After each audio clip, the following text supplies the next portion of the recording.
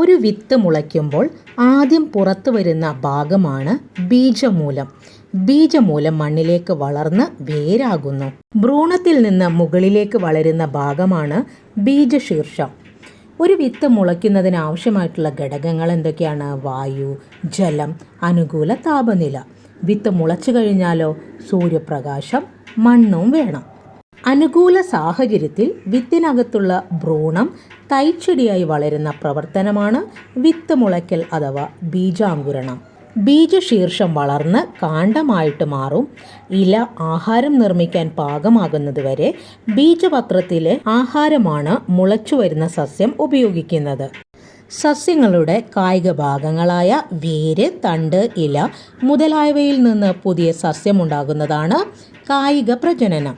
ഒരു സസ്യത്തിൻ്റെ വിത്തുകൾ വളരുന്നതിനാവശ്യമായ മണ്ണ്, വെള്ളം, സൂര്യപ്രകാശം, ധാതു ലവണങ്ങൾ എന്നിവ ലഭിക്കുന്നതിനായി വിത്തുകളെ പല ഭാഗങ്ങളിലായി വിതരണം ചെയ്യപ്പെടുന്ന രീതിയാണ് വിത്ത് വിതരണം.